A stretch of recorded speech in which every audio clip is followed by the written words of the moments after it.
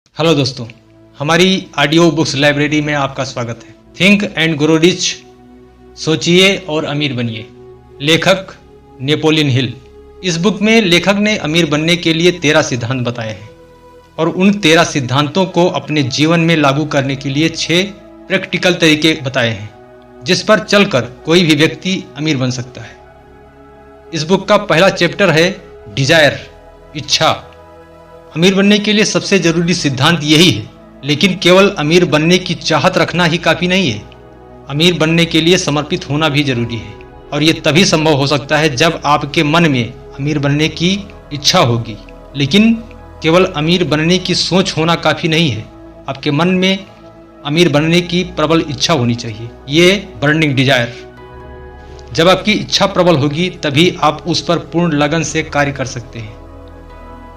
Step number 1, आप अपने जीवन में कितना धन कमाना चाहते हैं उसकी एक निश्चित धनराशि निर्धारित कीजिए। ऐसा नहीं कि मुझे बहुत ज़्यादा पैसा चाहिए, एक निश्चित संख्या तय कीजिए जिसे अंकों में लिखा जा सके। जैसे 10 लाख, 20 लाख, 1 करोड़, 10 करोड़, 100 करोड़, जैसे चेक पर लिखा जाता है। ये समझिए कि आप अपने लिए एक चेक लिख रहे हैं जो आपको भविष्य में मिलने वाला है। लेकिन एक बात अवश्य ध्यान रखिए, जो धनराशि आप एक बार तय कर लेते हैं वही आपको मिलता है। इसे आप अपने हिसाब से निर्धारित कीजिए जितने में आप संतुष्ट हो सकें और जो आपके लिए संभव हो। जो धनराशि आप तय कर रहे हैं उसके लिए कर्म भी करना पड़ेगा। वैसे तो मनुष्य के इच्छाओं का अंत नहीं है, ये मनुष्य मन का स्वभाव है, लेकिन आपकी कोशिश यही होनी चाहिए कि जो धन की मात्रा आप निर्धारित कर रहे हैं वह आपके मन में, आपके मस्तिष्क में एक निश्चित संख्या होनी चाहिए। उसे बार बार कम ज़्यादा ना करें। स्टेप नंबर 2, अब आप यह निर्धारित करें कि जो धन आप कमाना चाहते हैं उसके बदले में आप क्या देंगे, अर्थात कौन सा काम करेंगे, कौन सी सेवा देंगे, कौन सा बिजनेस करेंगे। क्योंकि धन माध्यम के द्वारा ही आता है। हर क्रिया की प्रतिक्रिया होती है, यह प्रकृति का नियम है। बिना कुछ किए ही आप अमीर बन जाएंगे, ये संभव ही नहीं है। कुछ तो करना पड़ेगा। अब क्या करना है उसे निर्धारित कीजिए। इस समय आप क्या कर रहे हैं ये मत सोचिए। स्टेप नंबर 1 में जो धनराशि आपने तय किया है उसके बदले में क्या किया जा सकता है, कौन सा ऐसा काम है जिससे उतना धन कमाया जा सकता है, कौन सा ऐसा काम है जिसे सीख कर किया जा सकता है, उसे निर्धारित कीजिए। स्टेप नंबर 3, जो पैसा आप पाना चाहते हैं वह कब तक पाना चाहते हैं, आप एक निश्चित डेट निर्धारित कीजिए। ऐसा नहीं कि 10 साल बाद, 20 साल बाद, या 2025 में या 2030 में। आप एक निश्चित तारीख तय कीजिए। जैसे 20 फरवरी 2030 को मेरा नेटवर्थ इतना होगा। नेटवर्थ का मतलब है आपकी टोटल संपत्ति, क्योंकि ये जरूरी नहीं है कि सारा पैसा आपके अकाउंट में ही रहे। जो प्रॉपर्टी आपने बनाई है वह भी तो आपके द्वारा ही कमाया गया है, या भविष्य में आप कमाने की योजना बना रहे हैं।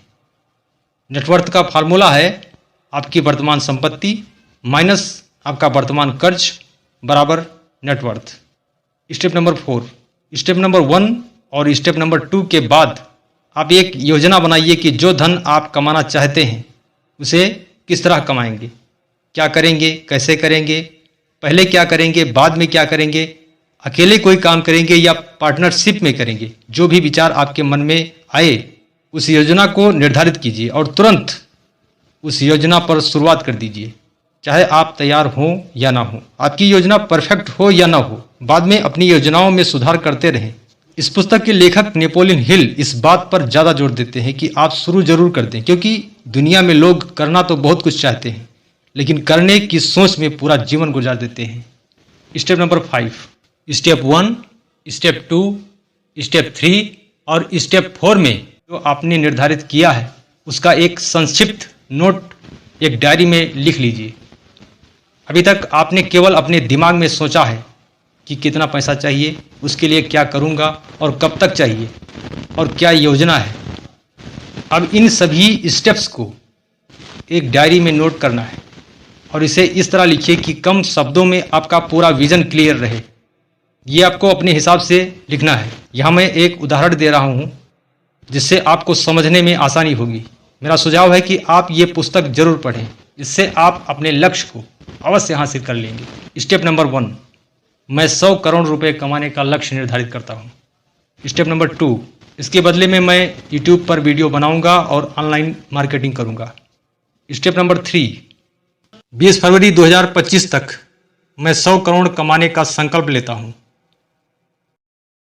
इसके लिए मेरी योजना है कि पहले यूट्यूब के बारे में जानकारी इकट्ठा करूंगा, उसको सीखूंगा कि कैसे यूट्यूब पर काम किया जाता है। उसके बाद मैं यूट्यूब का अपना चैनल शुरू करूंगा और जब मेरा यूट्यूब चैनल चल जाएगा तो ऑनलाइन मार्केटिंग के बारे में जानकारी करूंगा और उसकी भी शुरुआत करूंगा। ये मैंने एक उदाहरण दिया है। अब आपको क्या करना है, कैसे करना है, वो आपको सोचना है। सब कुछ आप अपने हिसाब से निर्धारित कर सकते हैं। Step number 6, think and grow rich. ये स्टेप्स सबसे महत्वपूर्ण है।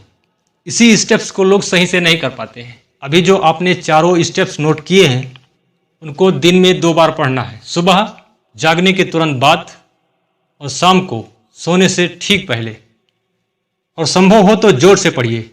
इससे यह होगा कि आप एक साथ पढ़ेंगे भी और जो पढ़ रहे हैं उसको सुनेंगे भी। इससे आपके सबकॉन्शियस माइंड में आपका लक्ष्य, आपकी योजना स्पष्ट होती चली जाएगी और जब कोई काम पूर्ण लगन से होता है तो उस लक्ष्य को पाना आसान हो जाता है। यहाँ पर एक बात ध्यान रखना है कि जब आप अपने लिखे हुए लक्ष्य को पढ़ें तो आप अपने मन में कल्पना करें कि आप अपने उस लक्ष्य को पा चुके हैं। आप जितना पैसा कमाना चाहते थे आप उतना कमा चुके हैं, आपके अकाउंट में उतना है। आप अपनी भावना द्वारा अनुभव करें कि जो धनराशि आप चाहते थे वो आपको मिल चुकी है। आप जिन कामों को करना चाहते हैं ऐसा अनुभव करें कि आप उन कामों को कर रहे हैं। शुरू में आपको ये अटपटा लगेगा कि मेरे अकाउंट में तो पैसे नहीं है, फिर मैं ये कैसे सोच सकता हूँ कि मेरे अकाउंट में इतना पैसा है। लेकिन आप अभ्यास करते रहें, धीरे धीरे आपको विश्वास होने लगेगा।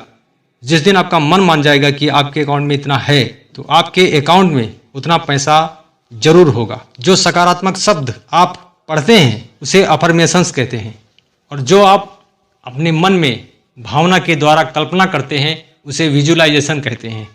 आप अपने अवचेतन मस्तिष्क तक ये बात पहुंचा दें कि आप वह धन पा चुके हैं जो आपके पास है। उसके लिए ईश्वर का आभारी रहें। एक दिन आपको अपना लक्ष्य अवश्य मिल जाएगा।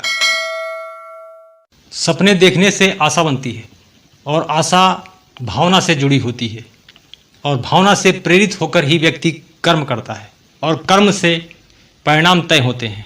इसकी चिंता न करें कि इतना बड़ा लक्ष्य कैसे हासिल हो सकता है। आप केवल कर्म करें, बाकी उस परम सत्य पर छोड़ दें जो आपसे ज़्यादा समर्थ है।